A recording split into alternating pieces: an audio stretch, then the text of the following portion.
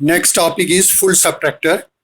तो full subtractor क्या होता है आपका? फुल सबट्रैक्टर वो सर्किट होता है जो 3 बिट की सबट्रैक्शन करे। जैसे फुल एडर 3 बिट की एडिशन करता है, इसी तरह से फुल सबट्रैक्टर 3 बिट की सबट्रैक्शन करता है।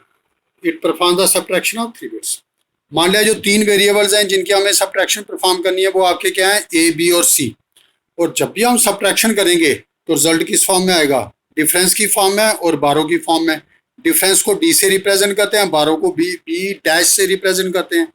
और देखो, जब अगेन हमें कोई भी मान लिया सर्किट डिजाइन करना है, तो सबसे पहले हमारे पास क्या होनी चाहिए?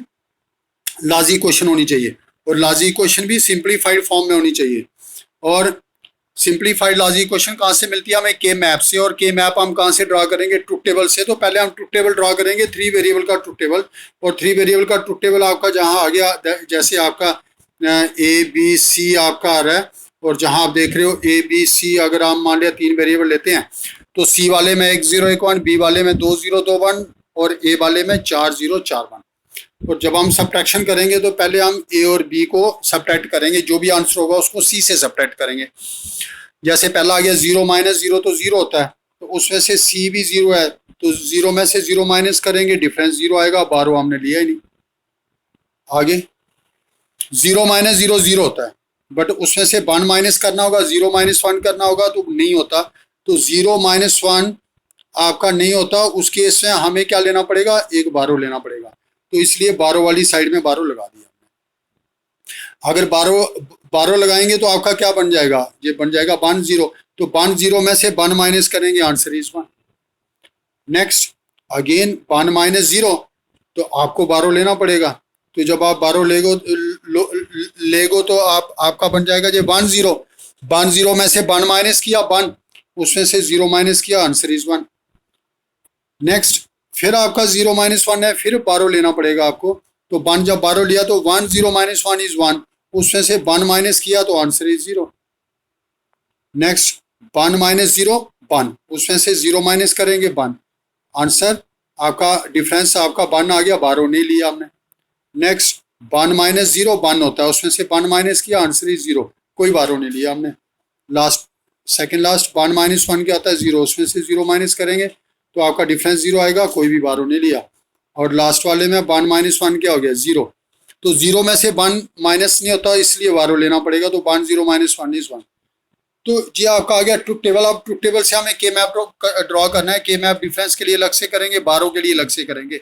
और डिफरेंस के लिए जब हम के मैप ड्रॉ करेंगे तो आपका पहले आपका क्या आएगा? नंबरिंग देखते जाओ, 0 में 0 आएगा आपका, ठीक है। उसके बाद अगला क्या आपका? 1। उसके बाद नेक्स्ट क्या आपका? 1, बट वो 1 इधर आएगा आपका। नेक्स्ट आपका क्या है? 0। उसके बाद आपका 1, फिर 0, फिर अगला 0 है तो इधर आएगा, अगला 1 है तो जहाँ आएगा। अगर आप के मैप जहाँ पे डिफरेंस का के मैप देखो, अब आप चेक करो, आपका जो फुल एडर में सम का के मैप है वो भी सेम है। और अब इसमें जब हमें इसमें इक्वेशन ड्रॉ करनी है तो पहले ग्रुप बनाने हैं। मान लिया ग्रुप 1 आ गया, तो इस फर्स्ट ग्रुप का आंसर क्या आएगा? Row wise A complement, column wise B complement, C complement. दूसरा ग्रुप मान लिया जे वाला लेते हैं हम, रो वाइज ए कॉम्प्लीमेंट है, column wise B into C complement है। तीसरा ग्रुप अगर जे लेते हैं, रो वाइज ए है, column wise B complement, C complement है। और चौथा ग्रुप अगर जे लेते हैं, रो वाइज ए है, कॉलम वाइज बी सी है। तो ये आ गया आपका basic question. This is the basic question. तो जब हमें डिजाइन करना होगा बेसिक गेट से, नैन गेट से और नॉर गेट से, यही क्वेश्चन हम लेंगे। बट इसको अगर हम सेकेंडरी क्वेश्चन से हमें करना, मान लिया सेकेंडरी गेट से करना है, तो इसको हम इक्वेशन को मॉडिफाई कर सकते हैं। कैसे मॉडिफाई करेंगे? देखो, पहले और दूसरी टर्म में कॉमन क्या आ रहा है आपका? A complement. A complement common लेंगे तो आपका क्या आएगा? ब्रैकेट में B complement C plus B into C complement. Whereas third और फोर्थ में आपका कॉमन क्या आ रहा है? ए आ रहा है। अगर ए हम कॉमन लेंगे, ब्रैकेट में आएगा B complement C complement plus B C. अब पहले आपका अगर हम देखें B complement C plus B into C complement, तो ये क्या आ गया? एक्सॉर फॉर्म आ गई। किसके बीच में आ रही है? बी और सी के बीच में, तो बी एक्सॉर सी। अगला आपका B complement C complement plus B C, XNOR form में किसके बीच में? बी और सी के बीच में, तो ये आपका एक्सोनर में आ गया आपका। नाउ अब आपको जा तो दोनों को एक्सॉर में कन्वर्ट कर लो, जा तो दोनों को एक्सोनर में कन्वर्ट कर लो। तो मान लिया अब हम पहले वाले को सेम रखते हैं, that is A complement into B XOR C. अगले वाला है ए और दूसरा है बी एक्सॉर सी है, तो इसका बी एक्सनॉर सी है, इसको हम एक्सॉर में लिखना होगा तो कैसे लिखेंगे, बी एक्सॉर सी का कॉम्प्लीमेंट, ताकि दोनों एक्सॉर फॉर्म में आ गया आपके। नो लेट किया, ए को एक्स और बी एक्सॉर सी को बाई किया हमने लेट।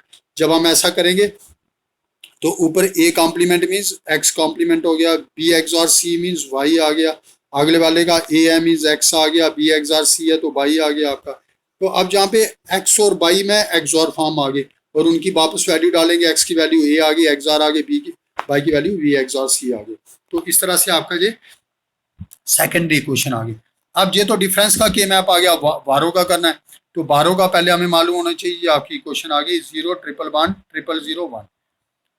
तो के मैप इसका जब हम ड्रॉ करेंगे तो के मैप इसका जब आपका ड्रॉ होगा तो आप जहाँ पे देखोगे तो ये आपका आ गया के मैप और उसकी इक्वेशन।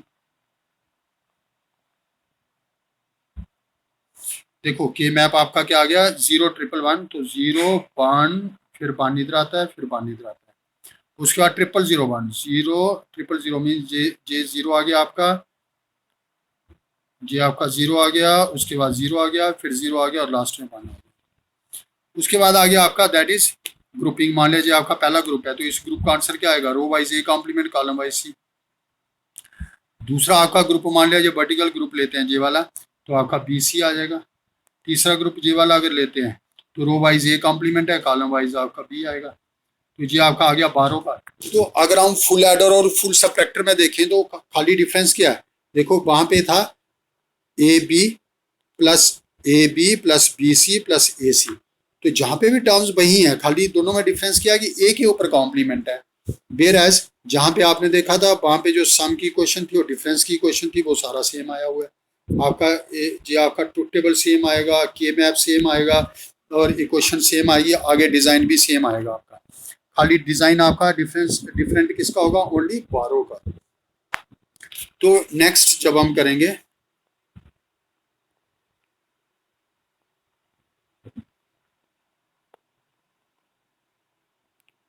तो अभी पहले हम क्या करते हैं, बेसिक गेट से इसको डिजाइन कर लेते हैं।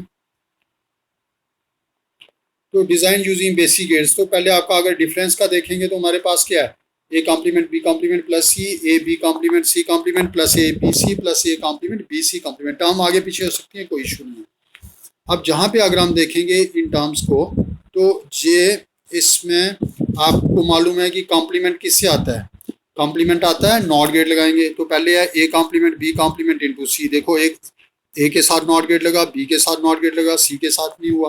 बाद में इन तीनों टर्म्स को मल्टीप्लाई करें तो एंड गेट लगाया, मल्टीप्लाई हो गया। अगली टर्म आ गई A B complement C complement, तो बी और सी के साथ नॉट गेट लगा आपका और तीनों टर्म्स को मल्टीप्लाई करें एंड गेट लगा। अगला ए बी सी है तो कोई भी आपका नॉट गेट नहीं लगा, तीसरे वाले में सीधा आंसर आ गया, मल्टीप्लाई एंड गेट से किया। और लास्ट टर्म में A complement B into C complement, A के साथ नॉट गेट है और आपका सी के साथ नॉट गेट है तो तीसरी टर्म आ गई।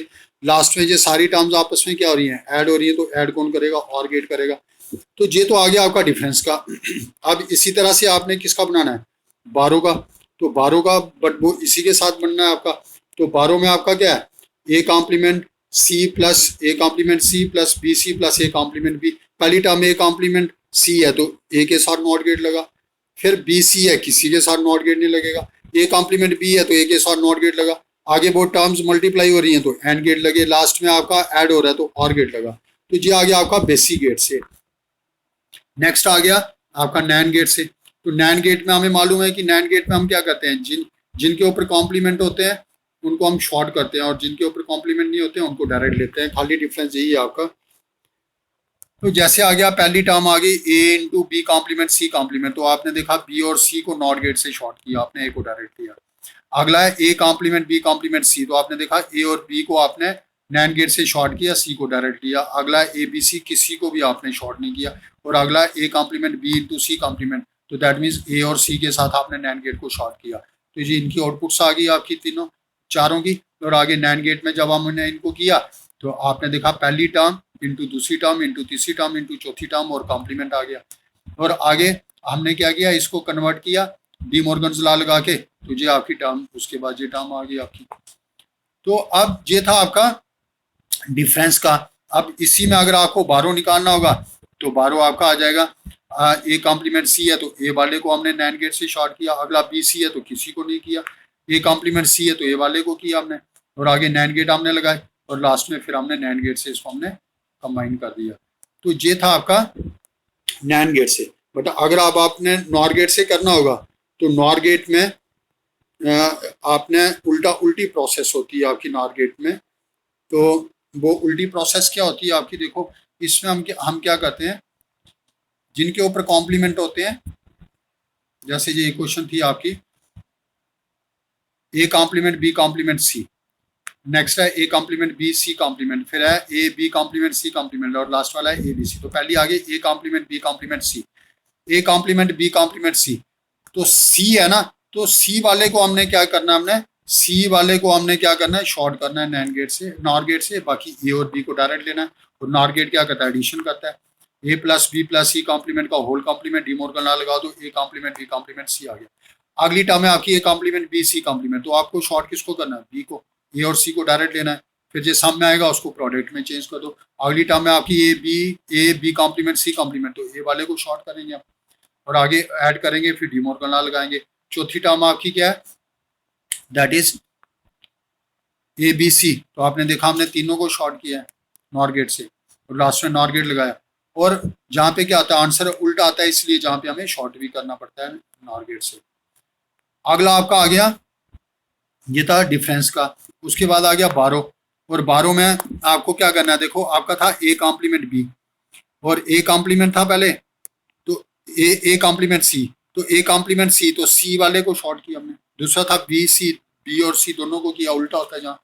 अगला था आपका that is A complement into B, तो बी वाले को शॉर्ट किया। आगे जो आपके आगे नॉर गेट लगा दिया हमने, और फिर आगे नॉर गेट लगाया, जहाँ आपका जो आंसर होगा वो उल्टा आएगा, कॉम्प्लीमेंट फॉर्म में आएगा, तो ये इसलिए आगे हमने शॉर्ट किया।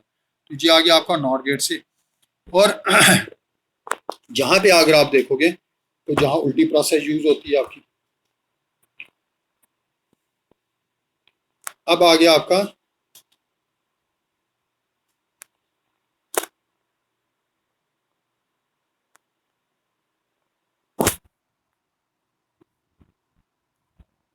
नेक्स्ट आ गया using XOR and basic gate. और एक्सऑर और बेसिक गेट से अगर आप करोगे तो पहले एक्सऑर आएगा आपका किसके साथ, डिफरेंस के साथ आएगा। और एक्सऑर जैसे हमने फुल एडर में किया था, भाई ए आई जहाँ से बी आई तो पहले एक्सऑर गेट लगाया तो ए एक्सऑर बी हो गया, जहाँ से सी आया इसकी आउटपुट अगले एक्सऑर गेट को दी तो ए एक्सऑर बी एक्सऑर सी हो गया।